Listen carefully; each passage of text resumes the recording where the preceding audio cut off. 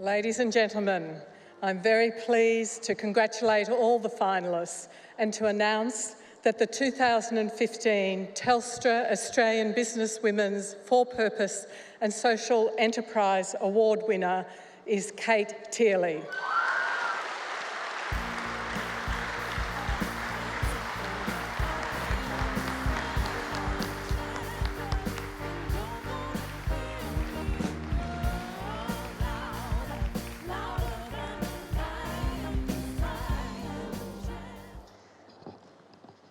This is the most incredible honour.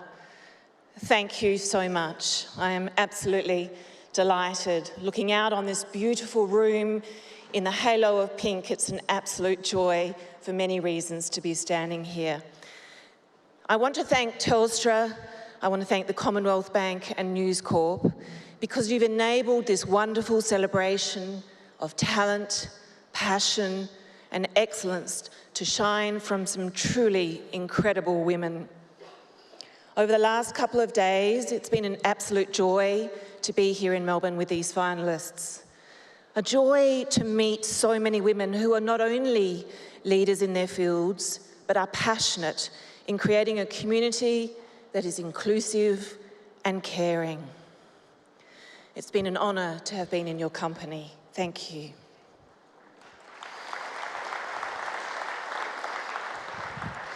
To be awarded the For Purpose and Social Enterprise Award is so humbling, and I'm proud and privileged to represent South Australia on this national stage. I'm proud to be given the honour to represent the non-profit sector. As I said in my speech in my home state, the non-profit sector has been in the shadows for too long. I would like to particularly thank Telstra for the importance of acknowledging this sector by actually having this category. And I'd also like to reflect on the awards process. It has been a journey that I wasn't always confident that I should be on. I didn't necessarily think I could stand tall alongside some incredible past winners. But I grew during the experience. And I am grateful to my family, to my friends, to mentors and work colleagues, and others who have believed in me and encouraged me to do better, even when it would have been easy to put those pages and pages of that application aside, and I still remember there were 23 of them. I'm passionate about guide dogs in the non-profit sector. It is why I go to work every day. It is my inspiration. A smile touched me the other day. It was a simple photo of a family going to the Royal Adelaide show, but their smiles showed that they were having fun. And you might say, so what? Lots of people go to the show and have fun. But it was the first time in many, many years that this family had actually been able to go to the show. They have a son with autism. When his senses become overwhelmed by the lights, by the noise, by the stress, he copes in the only way he knows how, by becoming extremely distressed, and he can bolt, sometimes into danger. So often these families become trapped. It's too stressful to go out to playgrounds, to cafes, so they just stay at home. But by the calming influence of this family's new autism assistance dog, Griffin, the family was able to go to the show, and hence the smiles meant so much to me to see in that photograph. And one other little quick story. One of our clients, with her guide dog York, went on a camping trip to Central Australia.